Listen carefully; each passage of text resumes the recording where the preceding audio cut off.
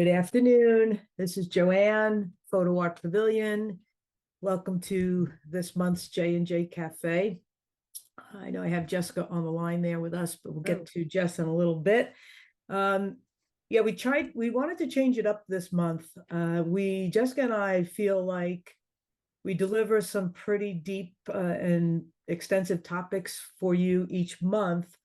And it might be a little bit overwhelming to kind of take all that information in a 20-minute presentation. And then we jump into the Q&A.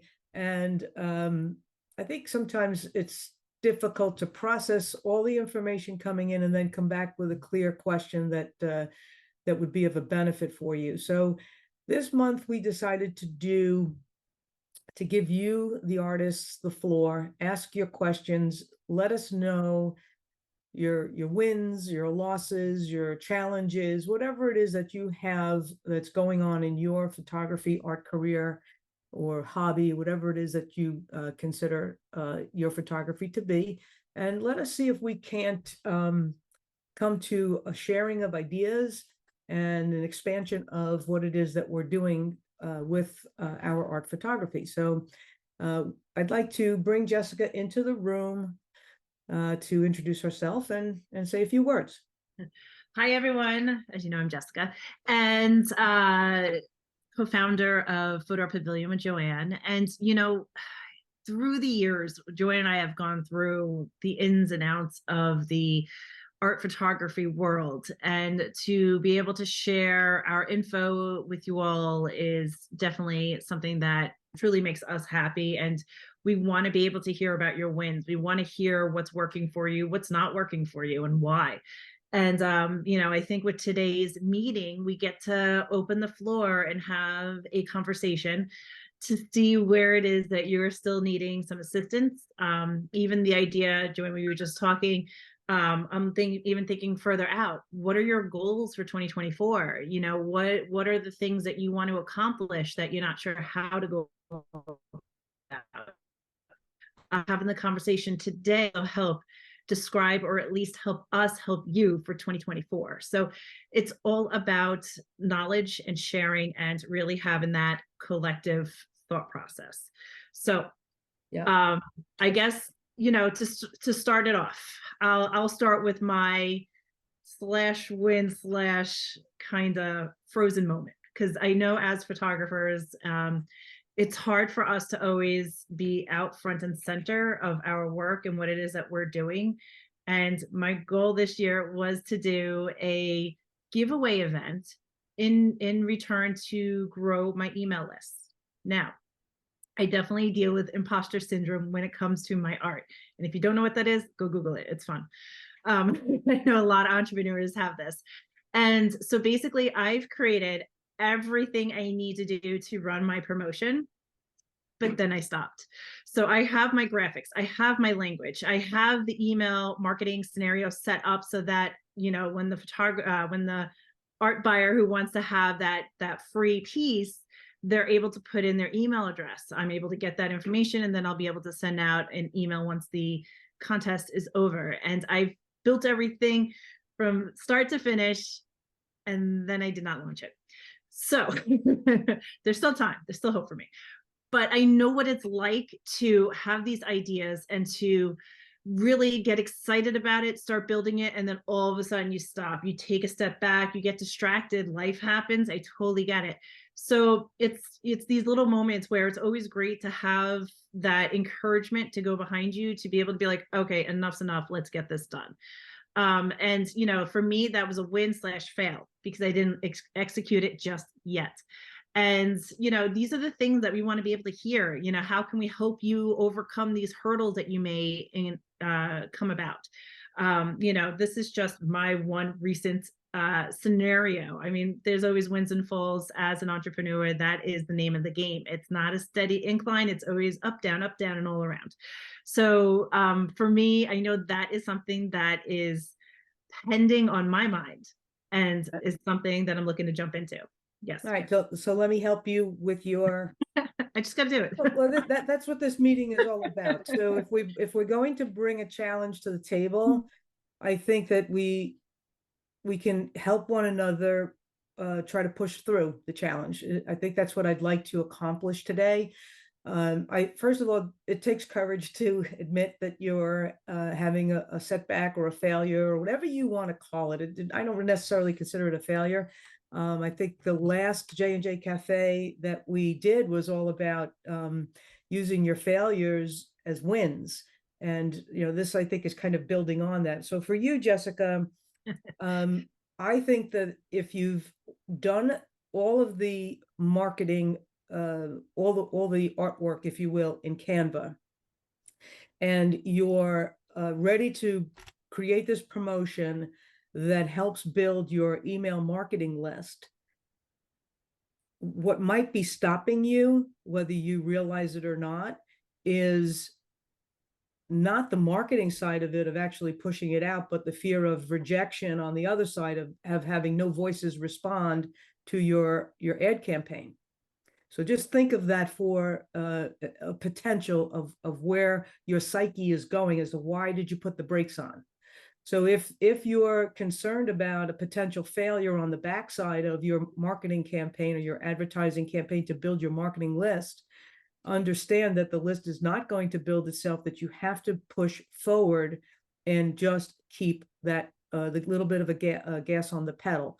In doing so, small little blips of wins are going to come your way, which is also going to push you forward little by little. But putting the stops is going to keep your list from growing.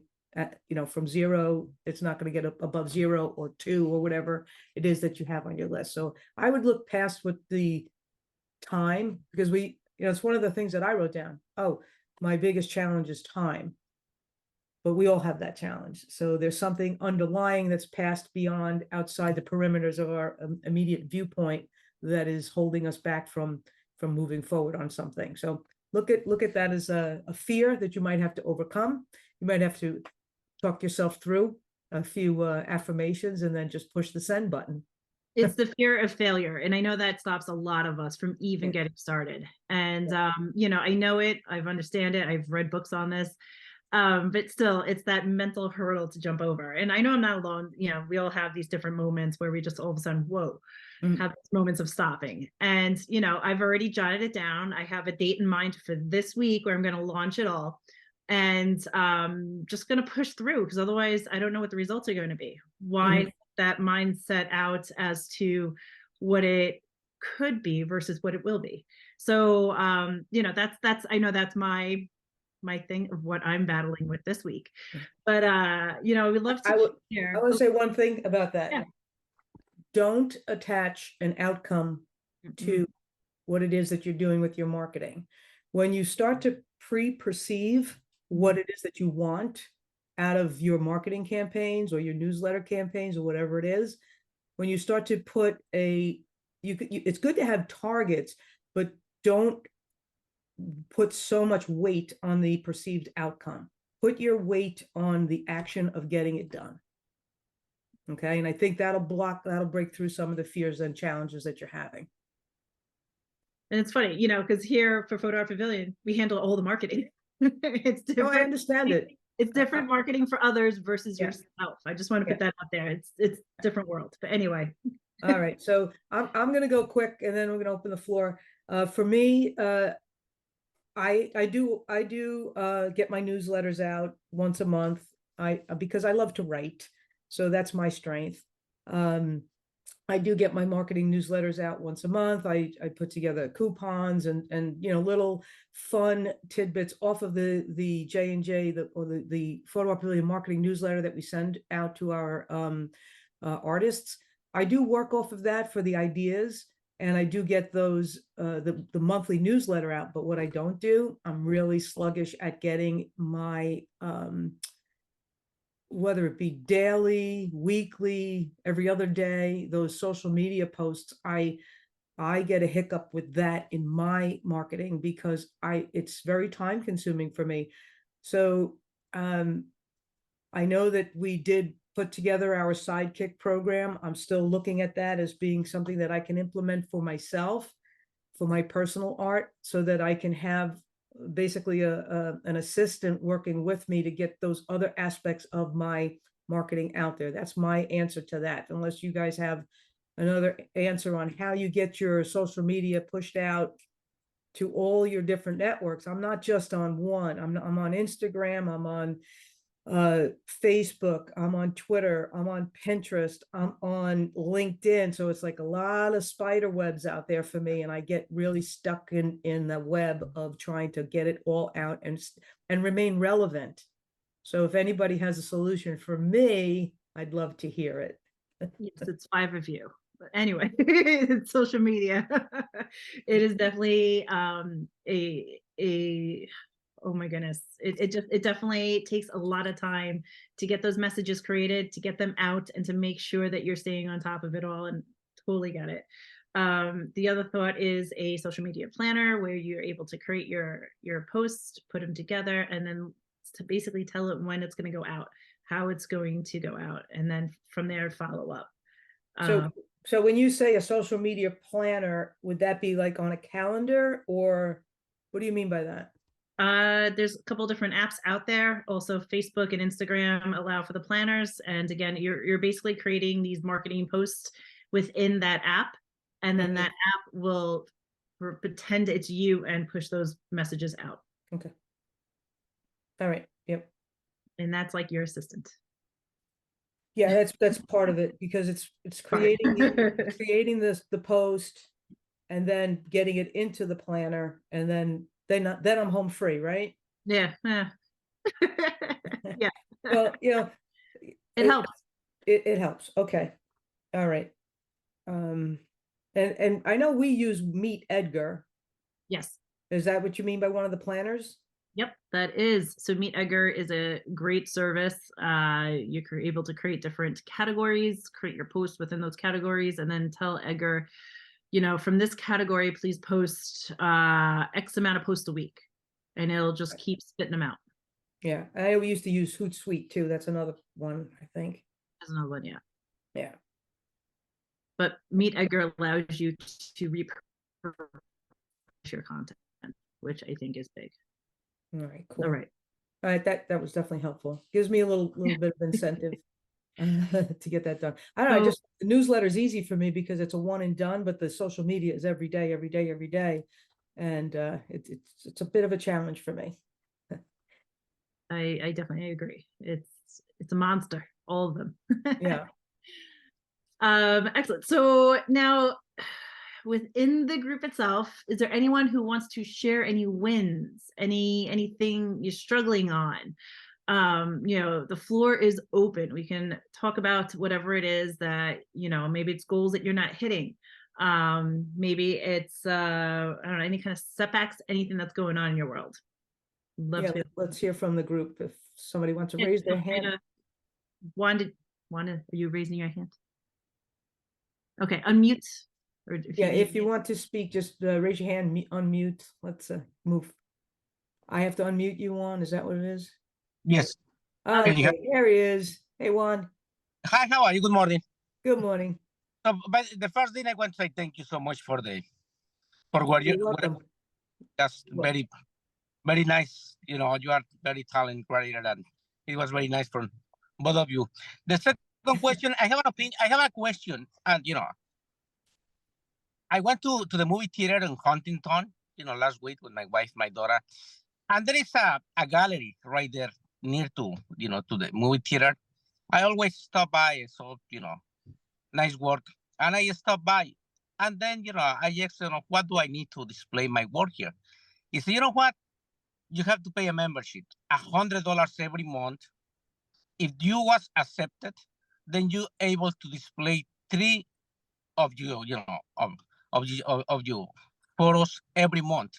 Mm-hmm. So, now you know a lot about all this. I don't know, as a photographer, everybody have a dream to display their work in a gallery. So I'm wondering, do you think it's a good idea? It's not a good idea. It's too much money, $100 every month. First I had to bring the application. I had to bring three pictures of, my work. they decide they accept or no accept.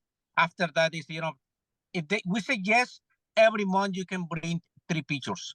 You can change every month. Mhm. So, nah, I would like to hear your opinion, So Sure. I don't think. Sure. So, I think $100 a month is a bit expensive, especially if you are being asked to do the production of your art pieces as well and go back and forth with dropping off, picking up, and all of that. We used to do that in our own gallery when we had our physical gallery. We never charged the artist to a fee to be displaying. It was, just bring you. We did charge a fee to be displaying, but it was like $35 for 3 pieces. It was very cost effective. And then the other side of the coin, there's a few things. You should be asking the gallery what commission will they be charging should a piece sell. So 35%, I'm sorry. they want to take 35, which I also think is steep, but again, depending on the location as well. And then what sort of foot traffic and other marketing are they doing on your behalf for the $100 a month to have your pieces displayed. So if you're looking at an expense, I'm going to go back to my CPA days. There's a cost benefit analysis that you have to run through your mind or on paper. What is the cost of participating in such a gallery, and what is the benefit that they're providing back to you? Sometimes the benefit is not always monetary. It just might be the right exposure for you and your art pieces. So you have to kind of look at both of all that. But I would certainly ask them what other benefits do they provide for the $100 a month? What is their foot traffic? What is their what are their sales coming out of the gallery? Do they do an artist statement for you? Do they have a place on the wall where they promote you in addition to the art pieces? Like your artist statement, your headshot, is that part of their display as well? So, so I would kind of dig a little bit deeper before you plop down $100 a month plus. And yeah. Yes, I'm agree with you. And truthfully, Juan, I know you're in Manhattan, right? I live in Queens, but I live in There's a lot of galleries around, but of course you want it to be convenient to where you live so that you can get back and forth with your artwork. Yes, I live in Nassau, in New Hyde Park.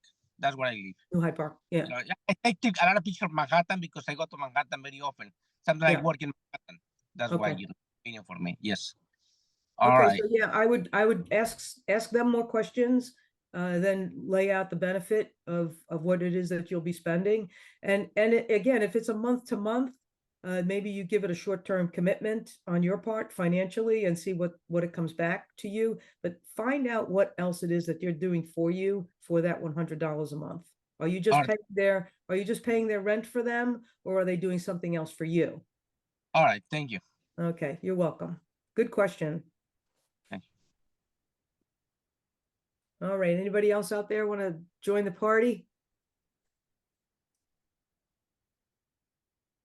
No?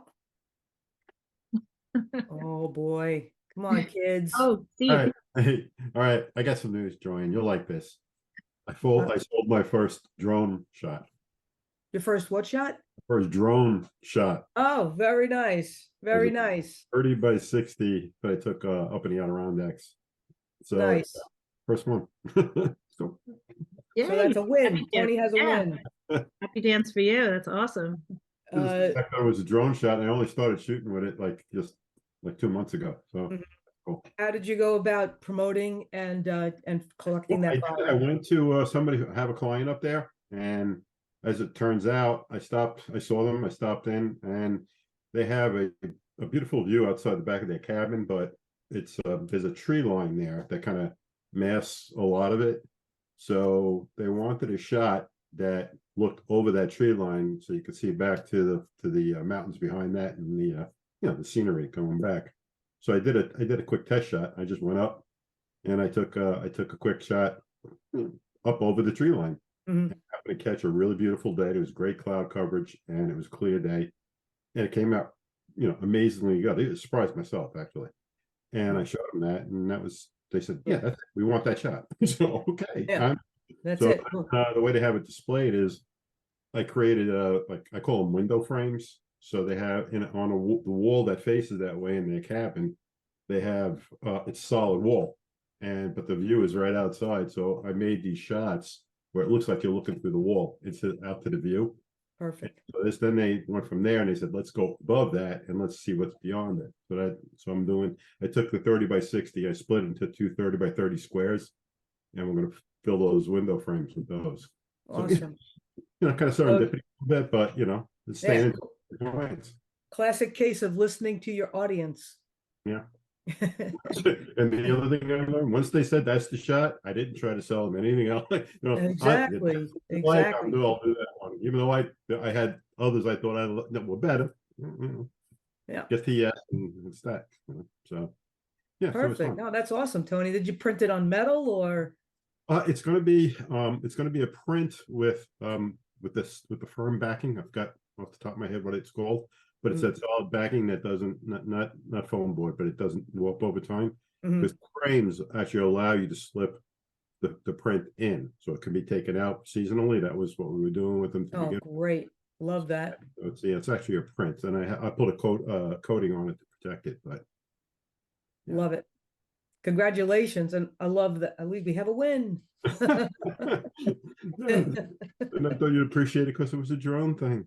I know. I do have some good drone shots I haven't played with yet. But yeah, I love the drone. And you know what it is? It's fun, it's challenging, it's different. And very different perspective. One of the things with photography is if you can create that space, a little bit of a uniqueness in what it is that you're producing, that usually is an advantage in helping you make sales. All right, great. Thank you, Tony. That was awesome. Love it. Who else would like to say a few? Sharon, how are you? Hi, good. How are you doing? All right. So this is sort of like a give me your thoughts kind of question. I do a lot of street photography, but as you know, but I do a lot of other things, and I know the site, Photo Art Pavilion in particular have a lot of landscape artists, even though it's very multi-genre what you have on the site. And I was recently talking to somebody about an art, like with the question, is there an real art market for street photography? And this person who's very experienced in all kinds of art genres said, absolutely. And people are very successful in that genre. And I was just wondering what your thoughts are, or what you might have seen in terms of sales through Photo Art Pavilion in terms of the street photography, sort of genre, like what your thoughts are on selling street photography, and what types of street photography you find there's maybe a larger art buying audience than a different type of street photographer, for example. Okay, great question. I would say that yes, Photo Art Pavilion is very heavy in the landscape space as far as art sales go, landscapes, sunscapes, waterscapes, but cityscapes as well. But the street photography, what I've seen, and Jessica, you could tell me if you've seen something different, but what I've seen is the street photography that will sell, that will move, is something that tells more of a story or encompasses a little bit of nostalgia in the shot. Something that takes somebody outside of an everyday. Like I think it's either you or another one of our artists has a really great shot of Times Square, and it has Imagine across the I've seen it on the site, yeah. And that's been well received. So when we're shooting street photography, and I am not a huge street photography person. In fact, just recently I've taken all my big lenses off my camera and threw the nifty 50 on it. And I'm going to start playing around with that as my go-to lens, because at the end of my my trip to Letchworth, actually, I put the 50 millimeter on, and I was like, wow, this is really great. And it's excellent, as you know, for street. I think you just have to kind of be able to tell an awesome story with street, and you have to be able to pull something nostalgic or emotional through that imagery. Just taking the photograph of somebody's back, you know, while they're sipping a cup of coffee, you understand. I know you do very well with it, and I know you study it as a genre. And I think that's another avenue for you to go into is look at some street photography, either classes, seminars, webinars, whatever you want to call that. And I've done that a lot. Yeah. you've done that a lot. So they start pulling little pieces of information into your art that they're giving you. Like if they're giving you certain ideas that resonate with you, I would start pulling that into your art.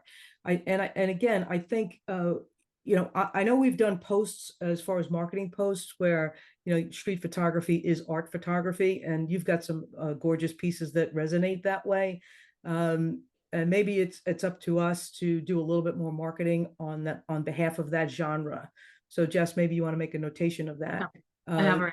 Yeah, but I think that I think you really have to pull into something nostalgic. I think those are the ones like that really start to sell a little bit deeper Okay. into somebody's psyche, if you will. Now, Sharon, the other idea is marketing wise. So you can write a blog post and narrow down to a specific neighborhood. And let's say you have maybe 5 images from that neighborhood. Write the blog post, you make sure it's SEO rich as far as locations, the street names, the anything that's really nichey for that location. Write the blog post, have those images added in there. Especially Photo Art Pavilion, make sure those, let's say it's 5 images. Have those 5 images have a specific keyword that works for that blog post. So let's say it's like you could do SS Harlem, and then those 5 images of Harlem would then be able to you know, you could direct your art buyers to that collection. So you would do the search with your hashtag, or your not hashtag, but your search word, and then from there those images will appear below. And that's a nice way to really keep the language, or at least the information for that specific buyer or those people who live in that area, really be able to connect with your art. So really break it down into little itty bitty micro niches, if you will. And, you know, again, with your hashtags, it's only going to be people within that specific area. You know, street photography is great, but it's very general. How can you define that audience with your hashtags, especially in, you know, Instagram land? Yeah, I think that's a good point, because we do that Yeah. with our landscape stuff. When you think about it, if I'm posting something from a recent trip that I've taken and it's a landscape piece, I'm tagging Yellowstone National Park, or, you know, the towns surrounding that area. So that gravitates people that are interested in that location. And also, I think that when it comes to art in someone's home and or office, people tend to purchase artwork that is regionally related.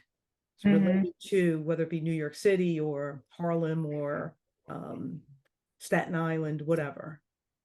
So, you know, maybe that's a way of kind of, you know, directing eyeballs a little bit more refined onto what it is that you're doing. And by the way, I love your new abstract stuff that's coming out. It's great. Oh, thank you. Thank you. That's Yeah. yeah, you know, every time there's any kind of open call exhibition like yours have been, and sometimes I see others and there's a theme, I think, do I have anything along this theme? And then I look through my tens of thousands of photos and I go, yeah, I do have some. And then what can I do with this? And then it motivates me to do even more of that genre. So I think you might be seeing more of that. Yeah, I Because like it was it. fun. Love it It a was lot. fun to do, and it's a good challenge, I think, when you're told you have to be specific to fit a specific theme or something like that. It often kind of charges me to, you know, or recharges me to take it as like a challenge. So I'm like, I can't resist a challenge. I've got to, you know, get some creative juices going. So thank you very much for that compliment. And I think You're I'm very going to welcome. keep on that track a little bit more. And Sharon, thank you for your suggestions. They're good ones. Yeah. Problem, Sharon. I actually have another suggestion. So here, you know, doing street photography, it's all about the neighborhood, it's about the people, it's about the sights, the sounds, and so on. Next time you're out doing street photography, break out your cell phone if you want, your iPhone or whatever. Do some video clips, and then you can actually utilize those into reels. So you can also go into YouTube, show perhaps the street view and the motion, what's happening around you. And then in that video, let's say if you're creating a video through YouTube, you can actually show your art. So now you're having the sights, the sounds, and then you go into what you actually captured as an art perspective. So that too, like YouTube, I feel like for us photographers, we kind of stay clear of it, but YouTube is actually a video search engine. So to have a specific location, it's very nichey. People gravitate to that neighborhood feel and, you know, that what could be their home. And, you know, creating the video interest and then showing the art and then how to buy, that might be a great thing. Even if the video is like 30 seconds, a minute, short, sweet, and that's something that you can utilize. You can also utilize those videos, obviously, on Facebook, Instagram, and so on. So just another. Thank you so much. And I have another quick thing, which really will relate to everybody and everybody's genre. So on the site where, you know, there were blogs from the PAP, you know, artists, I could be wrong, but when you write that blog or, you know, submit that blog, is it that you can only show one image? So for example, like you're talking about different niche things, whether it's like landscapes from Letchworth or something like that, but you want to talk about yourself in terms of that whole project. And let's say there are 4 or 5 beautiful different landscapes from like your Yellowstone, you know, collection or something like that. But is there a way to post not just the link to those other photos, or in the body of the blog, put in other examples of the photos that relate to what you're trying to say in that blog? Yeah, I think you have like the tools that you can add an image or add media, but I will just give you a little sneak peek of what Sharon, we had sent you an email about some Yes. dev team things that are going on, our development team. And one of the things that they are working on now is improving all the functionality of the blogs on Photo Art Pavilion. So if it's not there now, great to bring it to our attention, because they are working on it now to make those blogs more bloggy. I don't know what else to call it, but they're not super user friendly on both sides of the fence, whether it be the creator of the blog or the reader. So we recognize that, and they actually are working on that now. We hope to deliver that to everybody in 2024, early 2024. So the other thought too is that you can use Canva. You can create a collage as your main graphic, and then within that collage have the titles of those images in there. And then in your blog text, you can have those links with those titles. So you are able to showcase everything you want. It's just a matter of, you know, doing it right now in that manner. Yeah, 2024 is going to be some changes for you. Okay, thanks. Stay tuned. Yeah, good question. Yeah. All right. Anyone else want to share a win? Any kind of hiccups you have? Any kind of thing you want to go over? Any kind of challenges? All right. Well, we get two. We get two. We got two. I'm going to go to Steve Ladner. Hi, Steve. How are you? Welcome. Hi. Thanks. I think I've spoken to one of you many months ago, maybe a year ago. Anyway, I'm going to say yes. Nice to have you with us. I've been a photographer, a commercial photographer, a fashion photographer for 50 years. Well, I was a fashion photographer for 25 years in New York City, but now I live way out in the country, north of Philadelphia, and I do portraits. I do whatever I can get, but it's challenging, and I don't have a budget for advertising at the moment, so it's been challenging to promote myself. But I'm not really so much interested in photography anymore as my artwork, because I think there's more potential to it actually. So I create abstract art digitally, and sometimes I combine a photograph I use some different, digital tools to transform photographs. And I think they're pretty cool, but do you think there's any value in just posting on Facebook and then maybe boosting the post for a few days or a week or a couple of weeks or something and try to aim it at what? I mean, I did e-commerce a number of years ago, and I learned how to do Facebook advertising and all that, but it was really complex, and I don't even know if I want to plunge back into it. In fact, I hate the whole thing. Really what it comes down to. I hate posting and all that daily posting. It's just, so maybe I'm just dead in the water. I don't know. If I don't want to get involved with social media. But also, I mean, it seems like social media is so youth oriented. I mean, I thought maybe, I could do a YouTube video of myself talking about art or something, but where would I aim it? And where do you, to do it all organically seems like kind of a losing battle, but I'm not sure what to do really. Well, I mean, really the thought is that, did we lose Joanne? We lost Joanne. Huh. It's okay. I'm here. So she'll come back. So the thought process would be pick a social media platform that you feel comfortable doing. You don't have to do them all. That's how you get drained really quickly. So you were just talking about video. So if you only want to post videos, start a YouTube channel. You can start talking and sharing your ideas. Make sure your descriptions have the hashtags in them. You're defining what your videos are all about. If you get a marketing budget at some point, you can always try to push those YouTube videos through YouTube. Now, I do have a YouTube channel. You do? Okay, good. So then if that's already somewhat established and you want to get more sight for those videos, I would say jump onto Facebook. Facebook is more of, I would say like the older folks have kind of dominated Facebook at this point. I don't really see many kids on there. It's let's say, 40s and up, 30s and up. So that platform is pretty good as far as having your own scheduler already in there. You can utilize, you can create your business page, which is about your art, which then helps to connect to YouTube. So there are things that you can do. It's just a matter of taking it down into little bite-sized pieces. So if you're focusing on YouTube, focus on YouTube. If you wanted to go and do a little bit further where you're able to do post graphics of your art and also videos, then I would probably recommend Facebook. But you got to find what works best for you. But yeah, it is daunting. If you need help, we definitely offer a sidekick program where we're able to help you with marketing and so on.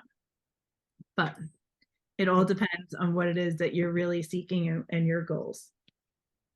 Yeah, I'm trying to, well, ultimately I want to market everything I do, which is I sing and write songs, and I try to do everything. And so it's a little bit maybe too scattershot at the moment. So at that point, I mean, all right, so you're a multi-passionate artist, whether it's photography, whether it's more of the abstract input, whether you're painting or even music. So perhaps you should identify yourself as an artist on Facebook. Right. And then from there, you're able to basically do your lifestyle, which would be, every creative outlet that you have under one roof. They do say to separate them and stuff, but I mean, this is you as a creative being. Oh, that's a good idea. Yeah. It's all about the lifestyle at that point. You're selling the lifestyle. You're selling what comes out of that lifestyle. So that's food for thought. That sounds good. Yeah, I like that. Okay. You got it. As long as it's easy enough for you to do what makes you happy and also be able to get the word out there and to have people view or listen to your creative outlets, I think that's a win-win. So whether you're combining all of your creative niches into one roof, I think that's okay. Because if you're going to have multiple accounts, you're not going to do it. It's what happens. You don't want to do it. Yeah. So. Well, I guess you know Fine Art America, right? Mm-hmm. Well, I've had my stuff up there for years actually. And I change it around sometimes, but I get nothing from that. But I mean, you know, there's a billion people on there, right? Well, you also get what you put into it. What kind Yeah. of motion are you doing to push and drive your fine art photography store? You know, it's no matter what platform you use, it's what you're going to put into it. Nobody's going to sell your art better than you, Yeah. Well, it's unless you're hiring an agency to do so. yeah. Well, I do a lot of posting, but it doesn't get me very much. I mean, I get likes and loves and blah blah blah. But Okay. Well, then, you know, for 2024, it's coming around. So, you know, the thought is create your outline. What do you want your year to look like? What are your goals? How are you going to implement those goals? So that's something you got homework to do. Actually, we kind of all have homework to do. All right. Yep. But anyway, Steve, it's, you know, I think one roof is going to work for you, and, you know, you got to find that time, and you got to be able to share with the world your creative gifts. okay. But the hard part is getting started. You just got to do it. Rip that Band-Aid and go. Excellent. All right. Anyone else want to share?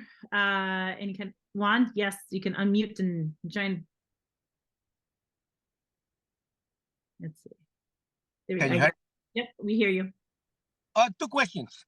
Joanne, you went to Yellowstone National Park and Grand Teton. You took a tour or you went in your own?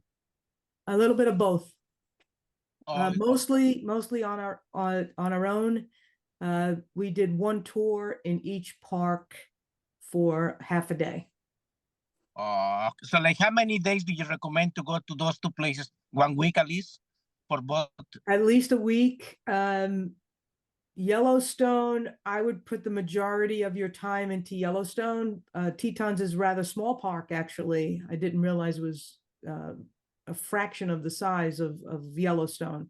And Yellowstone, you can submerge. If I would take the park and divide it into four, like, you know, 4 quadrants, and you can easily spend a full day in each quadrant. Oh, okay. And the second question I have is like, you know, there are a lot of professional photographers. Why do you think like this guy, Peter Leaks, he's so successful? Because I don't know much about him. He spends so much money in promotion. He's a rich guy, or he's a really good photographer from your point of view.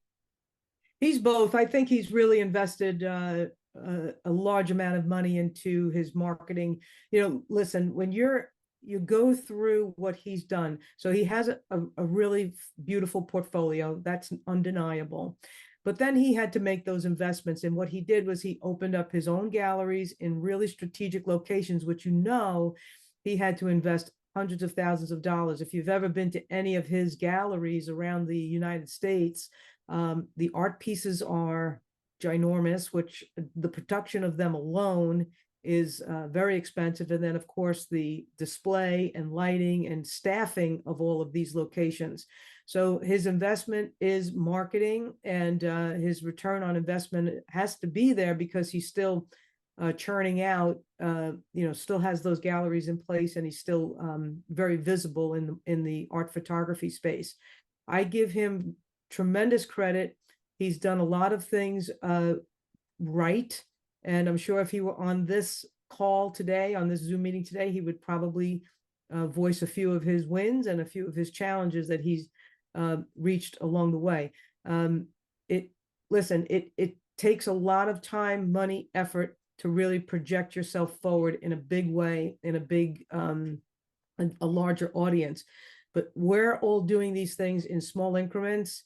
And that was part of what we were talking about earlier, is like, what are the challenges? It's time, it's distraction, it's all of these things that take us off of the mark. But if we really, really, really, truly want to be super successful in one genre of our photography, like a Peter Lick, which would be art photography, sales, galleries, etc., then the investment has to go behind it, time and finances. Yeah, because I went in Las Vegas, and he opened another one in Manhattan. Beautiful pictures. And Beautiful. a giant, right? The pieces they're huge. Yes. Beautiful. Thank you so much. Thank you, Juan. Okay, guys and gals, anybody else? All right, I think what we'll do is we'll wrap this up unless somebody else has a last minute question. Want to wish everybody a very happy Thanksgiving. Please drive safe, travel safe wherever it is that you're heading. Enjoy your family. Be kind to one another, and we'll see you here again in December.